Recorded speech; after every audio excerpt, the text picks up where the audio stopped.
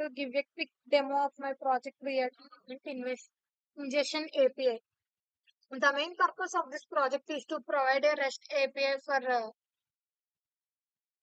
ingesting real-time events. The client sends event data as JSON. The API validates the data using Pydantic, stores it in PostgreSQL using SQL Alchemy, and provides APIs to retrieve the stored events. The project is containerized using Docker and also includes automated testing and CI using GitHub Actions. Now we open the readme.md file.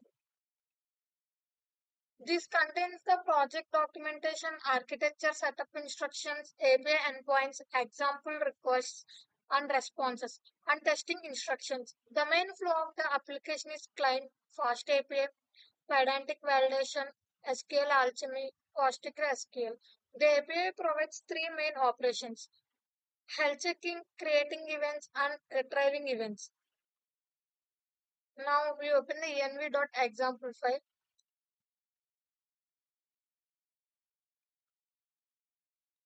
The env.example file contains the environment variables required for the database, such as the PostgreSQL username, passwords, database names, and database URL.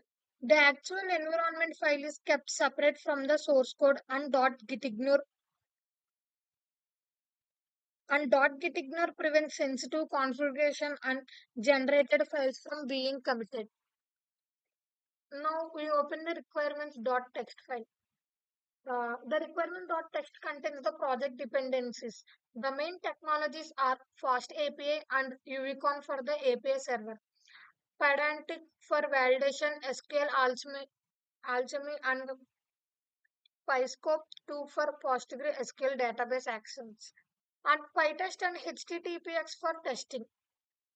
Next is Docker compose.yml file. I use two services here, one for PostgreSQL and one for the Fast API application. PostgreSQL runs on port 5432 and the API runs on port 8000. I have also added a database health check. The API waits for PostgreSQL to become healthy before starting, which makes the deployment more reliable. Next, we open the Docker file. The Docker file builds the API images using a multi-stage build. The first stage installs and build the required the f- build the required dependencies, while the second stage is creates a smaller runtime image containing only what is required to run the application. Finally, Unicon starts the fast API application on port 8000. The most important file is source file.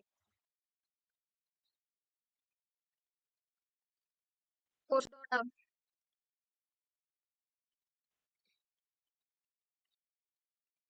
In source file, the main.py file creates the fast API application and defines the API endpoints. The first endpoint is get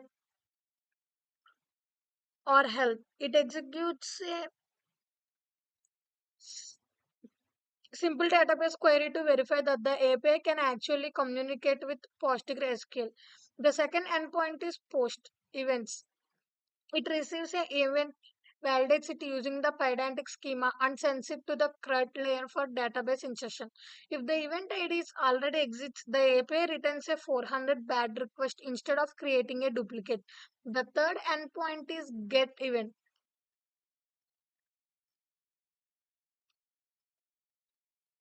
It retrieves event from the database and supports pagination and skip and limit, as well as filtering by event type. There is also a startup retry mechanism. So if PostgreSQL takes a few seconds to become available, the application retries the connection instead of failing immediately. Now we can see the schema.py file inside the source file. In schema.py file, it defines the API data models using Pydantic.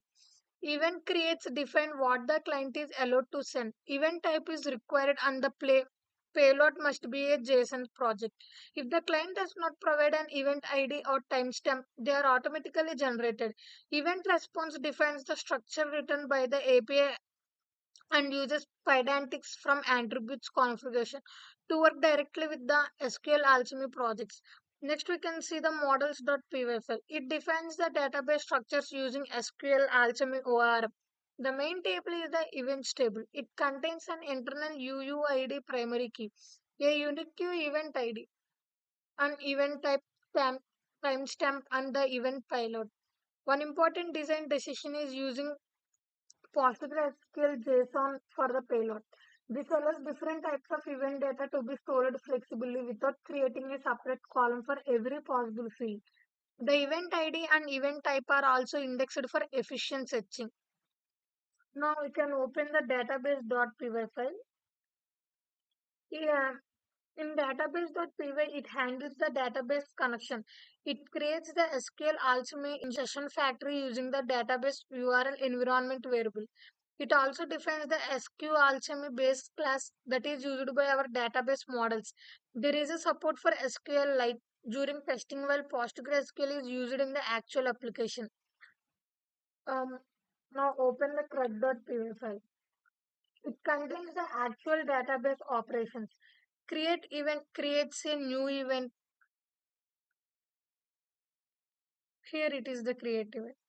In, mm, create event creates a new event and commits it to the database. If a unique constraint fails, the transaction is rolled back.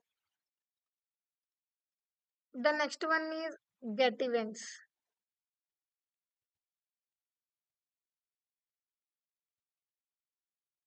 Get events. It returns events and applies the requested pagination and event type filtering.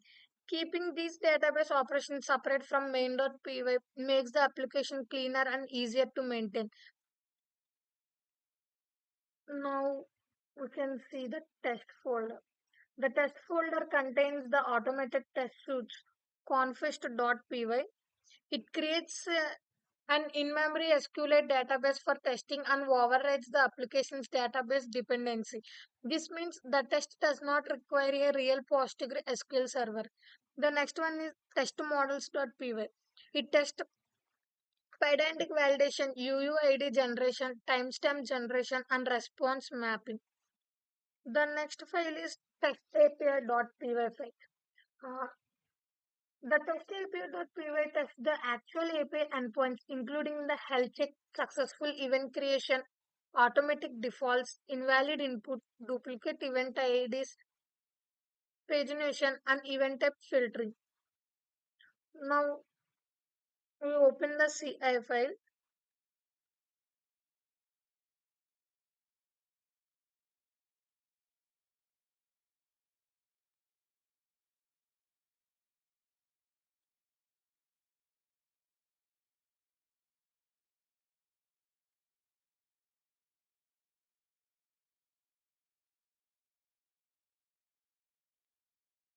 Finally, GitHub Workflow CI.yml implements the CI pipeline using GitHub Actions.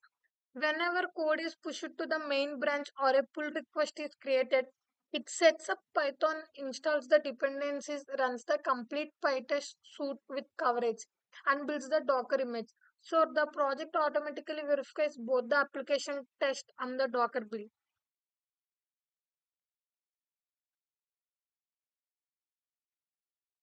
To summarize, this project provides a complete real-time event ingestion service. Fast API handles the REST API.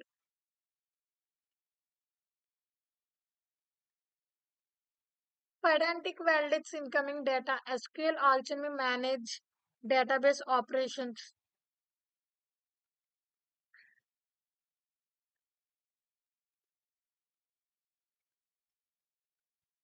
PostgreSQL J- JSON stores flexible event payload.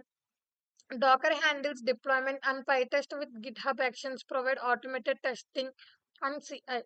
The overall flow is client fast API to validation, validation to CRUD, CRUD to PostgreSQL, PostgreSQL to API response. Thank you.